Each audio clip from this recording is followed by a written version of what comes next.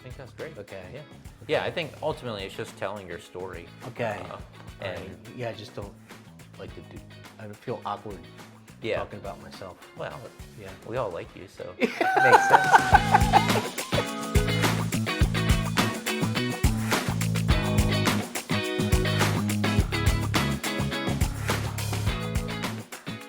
Hi, and welcome to another episode of Behind the Build.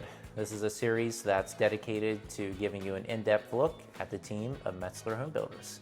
Today, it's our joy and privilege to have Nate Buckwalter. Nate, thanks for joining us. Hey, great. Thanks. Yeah, absolutely.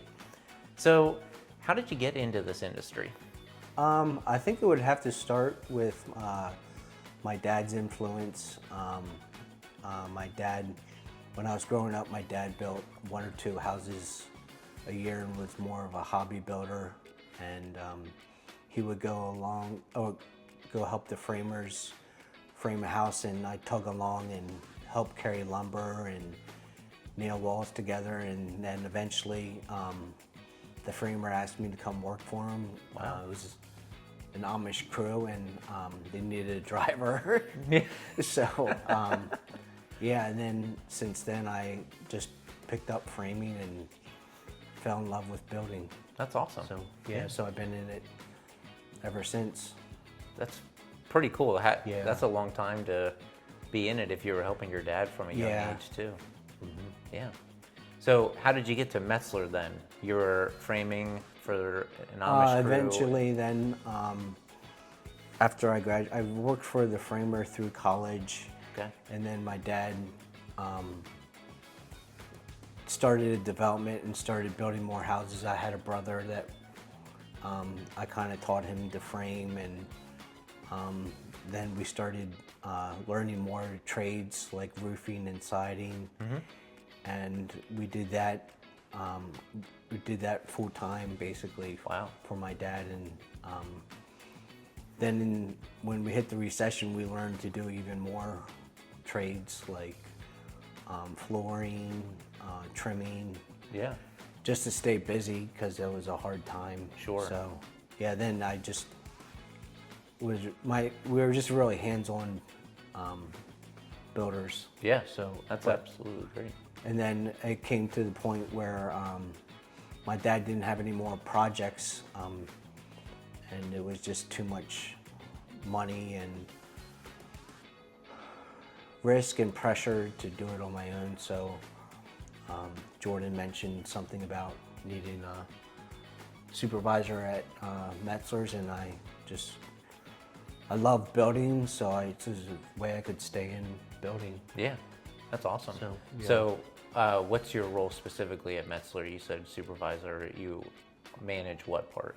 Well, basically, I'm a Barry Yoder Jr. Oh, but much better looking. Oh, much better. Yep. No, I supervise the development Parkside at Lampeter with the help of Janet and Barry. That's great. They keep me in line. I mean, you keep a lot of things in line there, that's for sure. Yeah, So wait, I didn't. I enjoy working with both of them. They both That's help awesome. out. I couldn't do it without either one of them. Yeah, that's awesome. Yeah. It's a good team here for sure. So I didn't realize that you went to college. What did you go to yeah. college for? Girls. Girls. No. I went. My dad encouraged me to go to college because I was a pretty good student, and I went for accounting. Really? Yeah, and That's then awesome. I kept the books for my dad. Okay. Very cool. Yeah. Good so- for you. Yeah, and then when I first started framing, I hated it working for Chris King, and that was my motivation to go to college, to not have to do that. And then after college, I decided I couldn't sit behind a desk and do that all day, so I stuck with building that. But it wasn't a waste. I got to learn to keep the books for my dad and our developments, and That's great. so yeah, it was. I'm glad I did it. but Yeah. Yeah. That's Not awesome. everyone has to go, so Sure.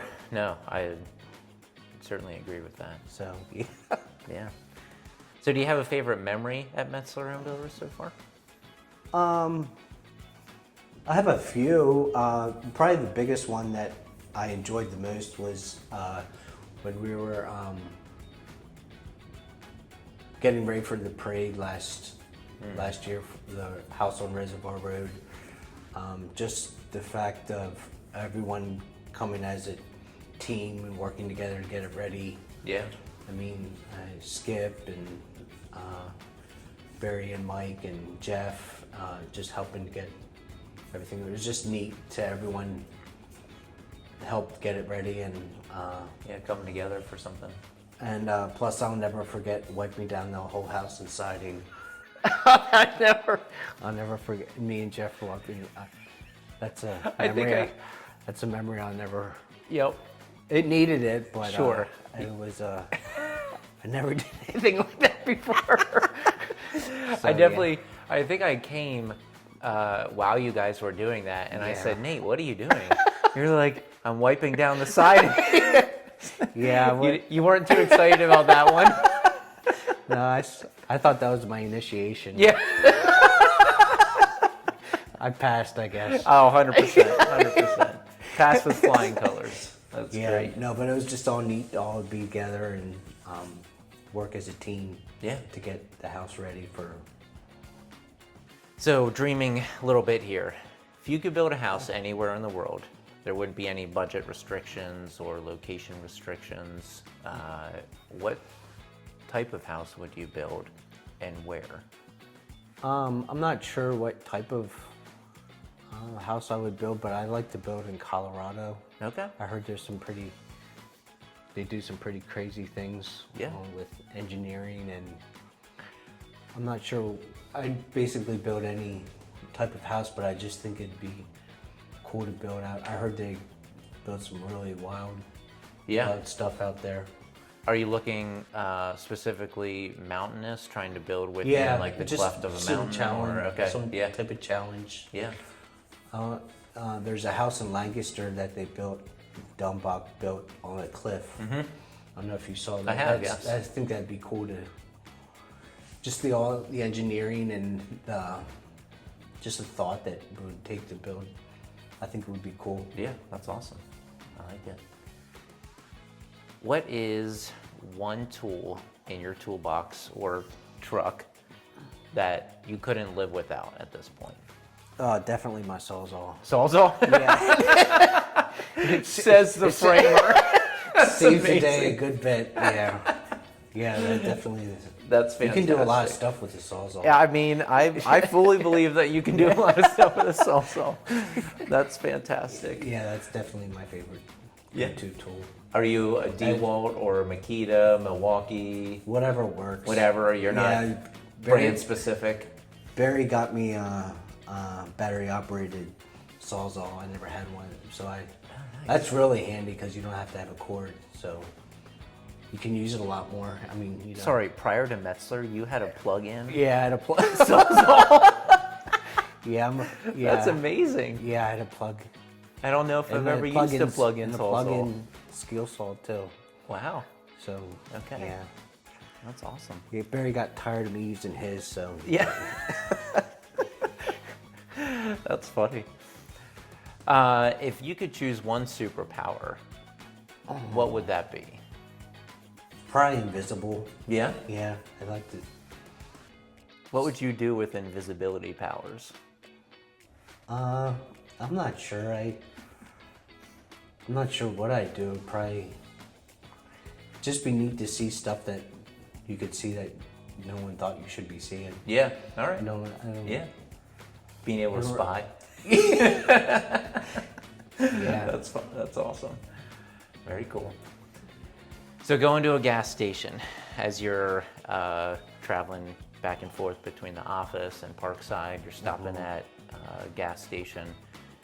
What is your go-to drink and your go-to snack?